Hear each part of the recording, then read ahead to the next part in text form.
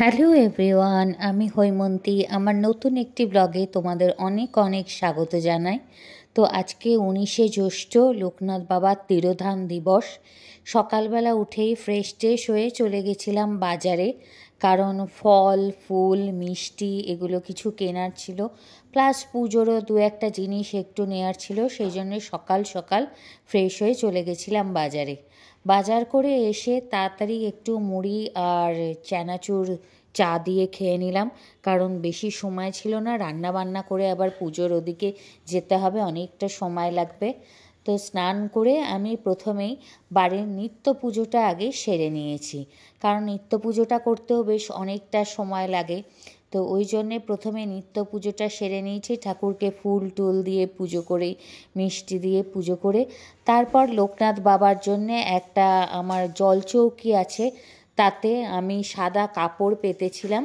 কাপড় পেতে ঠাকুরের ফটোটা বসিয়ে আমি যা যা জোগাড় করতে পেরেছি, ফুল মিষ্টি, লোকনাথ বাবার প্রিয় মিষ্টি হচ্ছে আমৃতি, আমৃতি দিয়ে তারপরে কাজু কিশমিশ, মিছরি ঠাকুরের খুব প্রিয়, মিছরি দিয়ে দই এনেছিলাম, দই আর কিছু ফল এনেছিলাম, ফল দিয়ে পুজো করলাম।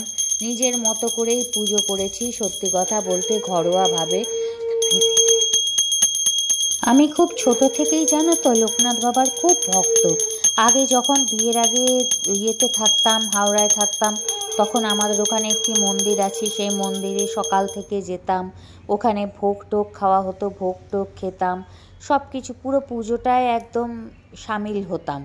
কিন্তু এখানে তো লোকনাথ বাবার মন্দির নেই, আমি খোঁজ করেছিলাম, সেই জন্যে যতটা পেরেছি বাড়িতেই আয়োজন করেছি। আশা করি ঠাকুর এতেই খুশি হবেন, কারণ আমার মনে হয় না আয়োজনটা ঠাকুরের কাছে বড়, মনের ভক্তিটাই তার কাছে আসল। তো পুজো টুজো করে তারপর টিকলিকে খাওয়াতে বসবো, কারণ অনেকটা পুজো করতে করতে না অনেকটা বেলা হয়ে গেছে, তখন প্রায় 3টে বেজে গেছে। কারণ আমার যিনি কাজ করেন, হেল্পার যিনি আছেন, তিনি আজকে আসতে প্রচণ্ড দেরি করেছেন।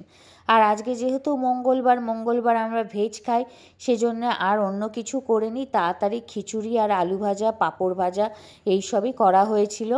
তো টিকলিকে না খাইয়ে দিলে ওর তো অনেক সময় লাগবে, জানোই তোমরা। তাই জন্য ওকে আগে তাড়াতাড়ি বললাম যে তুই তাড়াতাড়ি খেয়ে নে, তোর খাওয়া হলে আমরা খাবো। ওর খাওয়ার পর আমি আর মাও লাঞ্চটা সেরে নিলাম।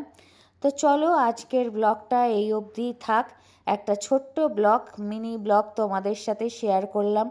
আশা করি তোমাদের ভালো লাগবে, আর ভালো লাগলে প্লিজ লাইক করে দিও আর শেয়ার করে দিও। Thank you.